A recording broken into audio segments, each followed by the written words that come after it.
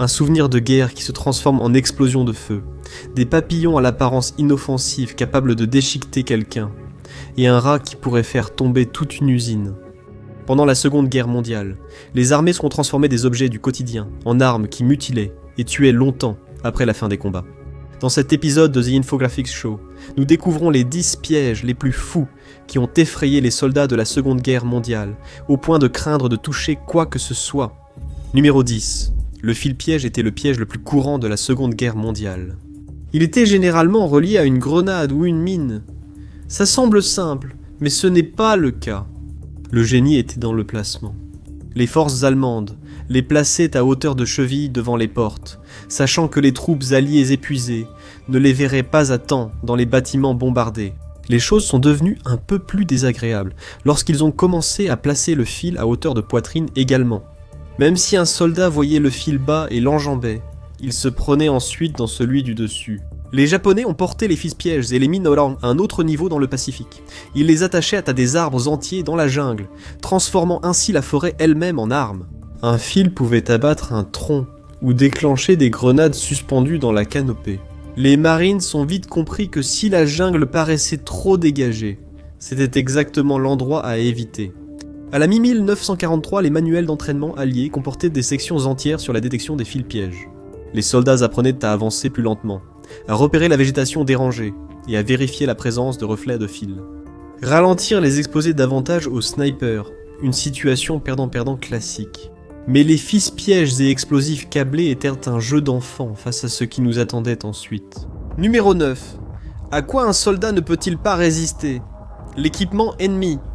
Parfois, c'est la dernière chose qu'ils touchent. Les Allemands le savaient et s'en sont servis efficacement durant toute la guerre. Leurs Sprengfallen et Minenfallen transformèrent la curiosité en carnage. Les casques, les fusils et même les barres de chocolat sont devenus des vecteurs d'instruments de mort inattendus. Les soldats alliés entrant dans les villages européens libérés marchaient littéralement dans un piège mortel. Certes, les nazis étaient tôt partis, mais leur présence subsistait de la manière la plus dangereuse qui soit. Ce casque et ce fusil piégés à une bombe, l'un dans la terre, l'autre contre le mur. La poignée de porte de cette ferme vide cachait sûrement une bombe. Même la lampe pouvait évoquer une fin prématurée. Le génie de l'Allemagne était sa capacité à prévoir le comportement humain. La Wehrmacht, en retraite, a parsemé l'Europe d'explosifs. Ils laissèrent des jumelles sur les bureaux, des cartes déployées de façon invitante, et des caisses de munitions avec des goupilles à moitié retirées des grenades à l'intérieur. En Afrique du Nord, l'Africa Corps en avait fait un jeu. Ils laissaient derrière eux des caisses de munitions abandonnées. Quand un soldat allié soulevait le couvercle, les goupilles sautaient, laissant seulement quelques secondes pour réaliser l'erreur. Une astuce était de laisser un cadre photo de travers sur le mur d'une maison prise. Les Allemands pensaient que seul un officier prendrait la peine de le redresser. Quand il le faisait, le détonateur caché derrière le cadre récompensait son ordre par un éclair et une explosion. Parfois, les pièges visaient les ingénieurs.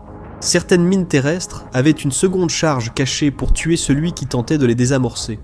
Même les ratés, ou les explosifs alliés non explosés, étaient recyclés en dispositifs à retardement, prêts à punir quiconque fouillait pour des souvenirs ou des pièces détachées. Les inventions les plus cruelles exploitèrent le besoin de confort ou de survie. Cela comprenait des réserves de nourriture et d'eau piégées pour exploser, des couvertures, des ustensiles, même des savons équipés de détonateurs. Les pièges Zappa ont fonctionné. Les Alliés ne faisaient plus confiance à rien. Équipements abandonnés, planques, même les cadavres pouvaient cacher un piège. Les dégâts physiques étaient graves, mais le traumatisme psychologique pire. À la fin de la guerre, les hommes avaient appris à craindre la curiosité elle-même. Et si vous trouvez cela cruel, attendez d'entendre ce qu'ils faisaient aux soldats blessés. Numéro 8. Celle-ci est purement diabolique, et elle violait pratiquement toutes les règles de la guerre qui existaient à l'époque. Parfois, les forces allemandes piégèrent même leurs propres soldats morts avec des explosifs. C'est vraiment sinistre. Mais dans les bois denses de la forêt de Hürtgen, un groupe de soldats allemands a poussé la cruauté à un autre niveau, transformant des hommes blessés en pièges attirants. L'idée était aussi simple que monstrueuse, les cris d'un homme blessé attirant les infirmiers ou les sauveteurs. Alors qu'ils le déplaçaient, une charge cachée explosait. Le soldat William H. Edwards de la 4e division d'infanterie américaine a servi de cobaye à cette expérience suite à une patrouille nocturne ratée en forêt. Il a marché sur une mine qui lui a arraché le pied droit, mais il a survécu à l'explosion, resté sans défense près des lignes allemandes. À l'aube, il a crié à l'aide, attirant 2 infirmiers américains et un groupe de soldats allemands hostiles à proximité. Les infirmiers, sous les tirs, ont dû battre en retraite. Plus tard, 3 Allemands se sont approchés de l'Américain blessé. Edwards espérait la clémence, mais ils ont fouillé ses poches, volé sa veste et ses cigarettes, puis placé des explosifs sous son dos. Lorsqu'ils eurent fini, il était au centre d'un piège humain. Un seul geste. Une seule tentative de sauvetage, et il emporterait ses sauveteurs avec lui. Edwards resta piégé pendant près de 3 jours, les balles déchiquetant les arbres au-dessus de lui, l'artillerie explosant tout près. Il resta éveillé en fumant les quelques cigarettes que les Allemands avaient oubliées, terrifié à l'idée que s'il perdait connaissance, un sauveteur bien intentionné mourrait en essayant de l'aider.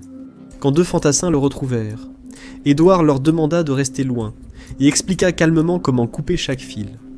Après 70 heures d'agonie, Edward fut libéré. La tactique était d'une cruauté pure. Elle rendait la compassion dangereuse et la miséricorde douteuse. À la fin de la guerre, les infirmiers s'approchèrent des blessés avec des perches, des cordes ou de la crainte. Nous restons avec les Allemands, champions des pièges explosifs. Voici une arme qui a hanté les soldats alliés bien après la guerre. Numéro 7. La mine S allemande, appelée Bouncing Betty par les Alliés, était un chef-d'œuvre d'ingénierie conçu pour un carnage maximal. Elle s'activait quand on marchait sur le détonateur ou un fil-piège, c'est le premier choc. Contrairement à une mine traditionnelle, elle n'explosait pas immédiatement.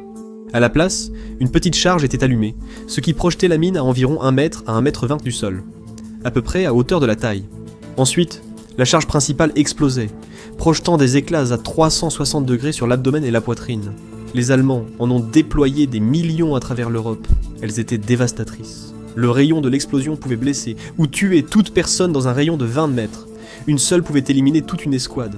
Dans un autre jeu de gymnastique psychologique, les soldats qui en déclenchaient une avaient quelques secondes entre le déclic initial et le déclenchement. Juste assez de temps pour savoir que vous alliez mourir ou être gravement blessé. Mais pas assez de temps pour faire quoi que ce soit. Des soldats ont tenté de fuir sans succès. D'autres sont essayés de s'allonger à plat. Mais la mine rebondissait au-dessus d'eux et explosait quand même. Ces mines, très efficaces, ont été utilisées bien après la Seconde Guerre mondiale. Des versions modifiées ont été déployées en Corée, au Vietnam et ailleurs. Aujourd'hui encore, des S-mines non explosées sont trouvées sur des chantiers européens et doivent être éliminées avec soin par les équipes de déminage. Les forces alliées ont finalement déployé des rouleaux de déminage pour atténuer leur danger. D'énormes tambours étaient placés devant les chars pour déclencher les mines à pression. Mais dans les combats d'infanterie, il n'y avait pas de bonne réponse à la Bouncing Betty, numéro 6. En 1944, la guerre des mines allemandes n'était plus grossière. Des projectiles métalliques étaient lancés dans des fosses creusées. Elle commença à ressembler à quelque chose sorti d'un laboratoire d'armes secrets. Les anciennes mines Teller étaient toujours omniprésentes et brutales, mais les nazis ont élevé leur niveau avec un autre type d'ingénierie allemande. Voici la mine TOPF. Elle semblait d'abord être une mine antipersonnelle plate, circulaire et banale. De près, c'était bien plus sinistre et sophistiqué. Fabriquée à partir de bois compressé, de pâte à papier, de carton, de goudron et parfois d'un bouchon en verre. La mine supérieure était un dispositif métallique simple, conçu pour tromper les détecteurs de métaux alliés. Souvent, seul le détonateur était en métal dans tout l'appareil. Les ingénieurs allemands utilisaient une peinture noire granuleuse, appelée Tarnsand, pour aider leurs troupes à localiser les champs de mines. Alors que les détecteurs de mines alliés avaient du mal à capter son signal, les détecteurs allemands n'avaient aucune difficulté. Le Tarnsand était légèrement radioactif, et leur détecteur comportait un compteur Geiger rudimentaire. Le résultat était une mine qui se cachait des outils de l'ennemi, mais pas de ceux de ses créateurs. Parallèlement, les ingénieurs allemands ont eu l'idée d'attaquer les blindés par en dessous. Ils ont créé la Panzerstabmine 43, un lance-roquettes enterré camouflé en mine. Elle ressemblait à une fine tige sortant du sol. Quand un char roulait dessus, la tige se pliait, déclenchant une charge qui projetait une ogive de Panzerfaust sous le char. La mine permettait à la charge creuse de 5 pouces de percer facilement un blindage de 4 pouces, inaccessible à un fantassin ordinaire. Même les chars lourds ne pouvaient pas encaisser cela. Son jumeau maléfique, le Holzbrang, 4672, ajoutait une astuce encore plus sournoise. Comme la Betty bondissante, cette mine sautait avant d'exploser. Une charge enterrée projetait la tête explosive vers le haut, avant la détonation, frappant le ventre vulnérable et mince du char au lieu de ses chenilles et galets. Elles étaient ingénieuses, terrifiantes, et en avance sur leur temps. Mais comme d'autres Wunderwaffen allemandes, ces innovations sont arrivées trop tard. L'Allemagne s'effondrait, Les usines en ruine, et les têtes explosives servaient davantage de Panzerfaust à l'infanterie désespérée. Environ 59 000 mines à roquettes ont été produites avant l'arrêt de la fabrication en 1945. Et si cela vous paraît fou, l'Allemagne avait une innovation encore plus sinistre. Un dispositif qui a fait douter les experts en déminage de leur métier. Numéro 5. En 1942. Les forces alliées étaient devenues assez compétentes pour désamorcer les mines et pièges allemands. Ils disposaient des moyens et de la formation pour assurer la sécurité des fantassins quand c'était possible. Mais bientôt, les Allemands ont augmenté les enjeux. Ils ont créé des dispositifs anti-soulèvement, transformant des mines ordinaires en pièges mortels, prêts à tuer tout ingénieur pensant pouvoir l'extraire du sol. Une mesure simple mais efficace était l'allumeur à retardement. Ce détonateur secondaire était relié à une mine qui explosait après une pause inhabituelle d'environ 30 secondes lorsqu'elle était dérangée. Ce délai visait à attirer les camarades présents dans la zone de l'explosion. Et puis vint l'astuce du faux fil piège. Imaginez un faux fil tendu sur le sol. C'est évident, non ? Vous le coupez, convaincu d'avoir neutralisé le piège. Mais sous terre, un deuxième fil caché relie cette mine à un piquet. Tirez légèrement sur le piquet, et le fil caché s'arrache comme une mèche d'allumage. Fin de partie. La célèbre Bouncing Betty a aussi été améliorée. Les Allemands y ont ajouté des charges supplémentaires, donc soulever une mine pouvait en faire exploser une autre, cachée à côté. Certaines versions comportaient même des piquets en bois, avec de minuscules explosifs reliés. En gros, un dispositif prêt à exploser au moindre souffle. Et puis il y avait le système de relâchement de pression. La mine reposait littéralement sur une tige à ressort. Son poids ça bloquait le percuteur. Si on la soulève, la tige libère le percuteur, boum. C'était comme déclencher une grenade en retirant soi-même la goupille. Ces pièges rendaient le déminage cauchemardesque. Les ingénieurs ont inventé de nouvelles tactiques, avec cordes, poulies et parfois d'autres explosifs pour faire sauter les mines à distance. Numéro 4. Les trous d'araignée étaient en fait des positions de combat camouflées, pas des pièges. Mais l'usage qu'en ont fait les Japonais les qualifie ainsi. Dans le théâtre du Pacifique, les forces japonaises creusaient souvent des systèmes de tunnels élaborés et des trous d'araignées pouvant accueillir 1 ou 2 soldats. Ces trous étaient presque invisibles, recouverts de végétation de la jungle et situés dans des endroits où l'on n'aurait jamais pensé à chercher, même en plein milieu des sentiers dégagés. Cette tactique japonaise consistait à attendre dans les trous jusqu'à ce que les forces alliées passent au-dessus ou à proximité. Ensuite, au lieu de tirer, ce qui aurait révélé leur position, ils modifiaient les fusibles des grenades et les lançaient sur les troupes qui passaient avant de disparaître à nouveau sous terre. Certains piégeaient même l'entrée de leur trou d'araignée pour que, si les Marines le trouvaient et tentèrent de le nettoyer, des grenades explosent. À Iwo Jima, plus de 18 km de tunnels ont été découverts, dont beaucoup piégés. Les Marines ont créé un protocole strict pour nettoyer ces repères mortels. Ils mettaient de l'essence ou des explosifs dans chaque trou et faisaient tout sauter sans jamais poser de questions. L'impact psychologique de la guerre des tunnels était impitoyable, conçu ainsi par les Japonais. Les soldats américains ne pouvaient pas faire confiance au sol sous leurs pieds, ils ne pouvaient pas faire confiance aux zones dégagées. Les Japonais voulaient obliger les Américains à se battre selon leurs conditions pour affaiblir le moral des Alliés. Au lieu de cela, la stratégie s'est retournée contre eux. Même après que les îles aient été déclarées sécurisées, des cachettes étaient encore découvertes des mois plus tard, certaines encore occupées par des soldats japonais, qui ignoraient que la guerre était pratiquement terminée. La guerre des tunnels a convaincu de nombreux stratèges alliés que le Japon n'accepterait jamais la défaite. Au lieu d'affronter des tactiques désespérées lors d'une invasion du Japon, Truman a choisi de larguer les bombes atomiques. Troisièmement, retour à notre programmation allemande avec une nouvelle entrée cruelle. Imaginez une petite boîte métallique qui s'ouvre comme un petit papillon en tombant du ciel, puis qui se cache à la vue de tous. C'était la Sprengbombe Dick-Wandig 2, appelée Papillon, une sous-munition allemande, larguée en grappe, expressément conçue pour blesser, mais aussi pour terroriser et piéger des quartiers entiers alliés. À l'ouverture du Sprengbombe Dick-Wandig, 2 des dizaines de cylindres de 44 livres tournaient, tandis que leurs ailes à ressort se déployaient. Ce mouvement armait une tige, déclenchant la fusée interne après quelques tours en vol. Lorsque la petite bombe a touché le sol, c'était une grenade armée et très sensible. Petite, économique et très mortelle. Chacune explosait en centaines d'éclats tranchants comme des rasoirs, mortels dans un rayon de 10 mètres et dangereux plus loin. Les bombes papillons étaient des pièges quasi parfaits par leur diversité et imprévisibilité. Chaque sous-munition pouvait être équipée d'un détonateur différent, l'un qui explosait à l'impact, ou quelques secondes après l'armement. Un retardateur à mécanisme d'horlogerie qui attendait plusieurs minutes avant de tuer, ou un détonateur anti-manipulation cruel qui transformait toute tentative de le retirer en peine de mort. Les équipages de la Luftwaffe mélangeaient volontairement divers détonateurs dans un même conteneur. Après un raid, il était impossible de savoir si une bombe intacte était un piège mortel ou destiné à piéger les secours. Ce mélange mortel atteignait deux objectifs simultanément. Il provoquait des pertes humaines et paralysait les secours. La présence d'une seule sous-munition papillon non explosée indiquait souvent d'autres à proximité, obligeant habitants, secours et démineurs à évacuer, boucler la zone et attendre anxieusement d'autres explosions pendant des heures ou des jours. Les bombes laissaient une traînée de danger. Elles ont provoqué des morts civiles à Ipswich, Grimsby et Cleethorpes lors des bombardements sur la Grande-Bretagne en 1943. Des sous-munitions non explosées ont parfois tué, même des décennies plus tard. L'entrée suivante est souvent associée à la guerre de jungle pendant la guerre du Vietnam, mais elle a trouvé une application tout aussi importante dans le théâtre du Pacifique pendant la Seconde Guerre mondiale. Numéro 2. Si vous voulez un piège aussi primitif qu'horriblement efficace, découvrez la fosse à pieux Punji. C'est un piège très simple à installer. Les troupes creusaient une fosse peu profonde. Tapissez-la de pieux aiguisés, bambou, bois ou métal, camouflés avec du feuillage ou un tapis fin et attendez. Quand un soldat tombe dedans, les pieux font le reste.